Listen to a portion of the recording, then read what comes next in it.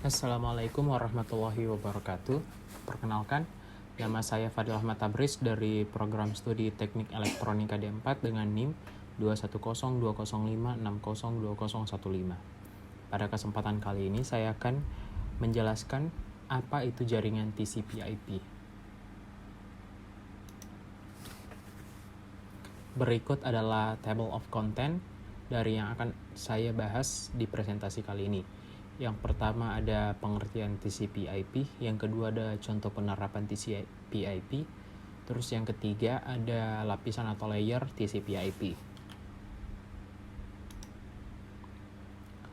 Pengertian TCP/IP atau Transmission Control Protocol atau Internet Protocol, atau yang biasa disebut dengan Internet Protocol Suite, adalah sistem komunikasi inti dari World Wide Web atau yang biasa disebut dengan WWW, yang memungkinkan setiap perangkat yang terhubung ke internet untuk berkomunikasi dengan perangkat lainnya secara bersamaan. Ini pada dasarnya adalah sintaks atau sebuah bahasa yang terkomputerisasi yang diinstal pada setiap komputer, baik itu untuk jaringan publik dalam hal ini internet maupun pribadi dalam hal ini intranet dan extranet. Dari pengertian TCP/IP yang sebelumnya, kita bisa mengambil sebuah kesimpulan bahwa ada lebih dari satu komputer yang tergabung dalam berkomunikasi menggunakan TCP/IP. Terus komputer yang terkoneksi melalui protokol TCP/IP melakukan sharing data. Terus yang terakhir, komputer yang terkoneksi dengan TCP/IP juga berarti terkoneksi dengan internet. Berikut adalah contoh penerapan TCP/IP.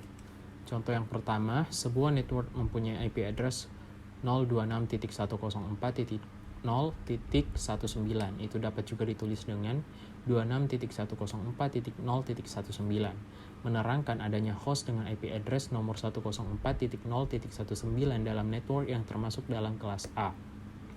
Terus contoh yang kedua, IP address 128.66.12.1 menunjukkan alamat IP host 12.1 di dalam network nomor 128.66 yang termasuk dalam kelas B.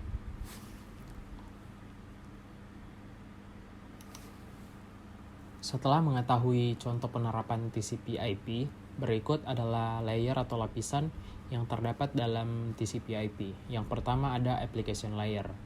Nah, pada application layer, lapisan yang paling dasar dari sebuah protokol TCP/IP dan memiliki kontak langsung terhadap user. Misalnya, jika membuka web browser, maka komputer akan secara otomatis menjalankan protokol HTTP.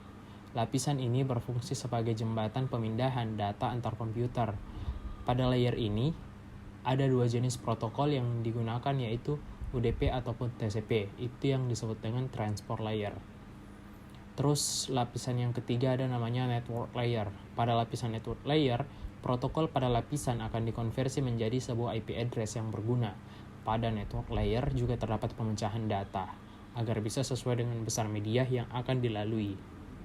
Terus layer yang terakhir atau lapisan yang terakhir adalah network interface layer.